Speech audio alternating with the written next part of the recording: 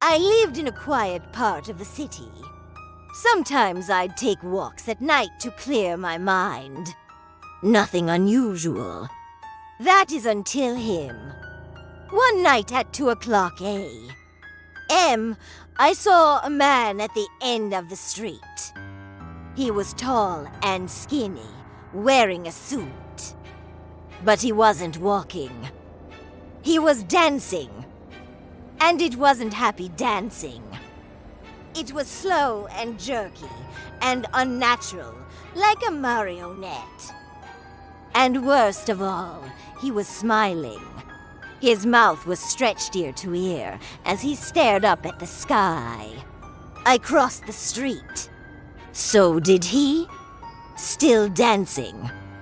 Getting closer. I ducked into a side alley. But when I looked again, he was 10 feet from me. His head was tilted, and he was still smiling. Not blinking, I froze. He whispered in a voice like broken glass, "Can I walk with you?" I ran. I didn't stop until I was home. But every night since, I hear footsteps dancing outside my window. And a soft whisper, "Why won't you smile back?" The Shining. When you think of haunted hotels, the Stanley Hotel might be the first place that comes to mind.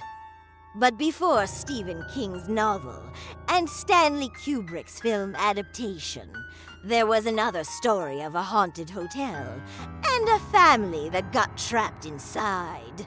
Jack Torrance, a former school teacher and aspiring writer, takes a job as the winter caretaker of the Overlook Hotel, a massive, secluded resort high in the Colorado Rockies.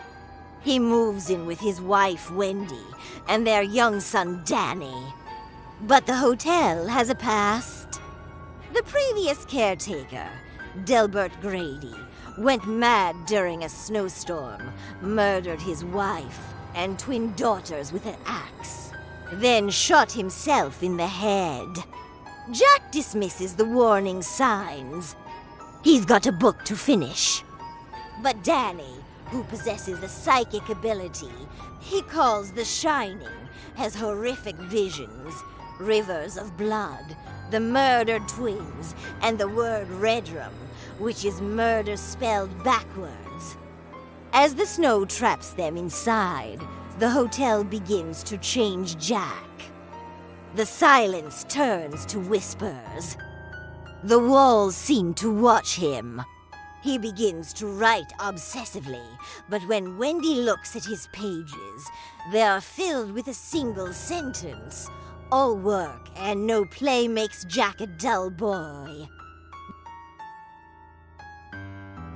Jack encounters ghosts of the past. There's a bartender named Lloyd who serves him drinks even though the bar is dry. And then there's Grady, who tells him that he must correct his family. Danny's visions intensify. He starts speaking in a strange, croaky voice. Tony, his invisible friend, warns he's going to hurt you, Danny. And then Jack snaps.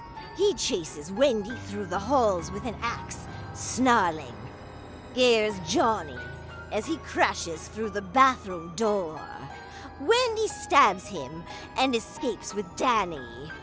Outside, the snowstorm howls. Inside, the hotel seems alive. Danny runs into the hedge maze outside, leaving false footprints in the snow.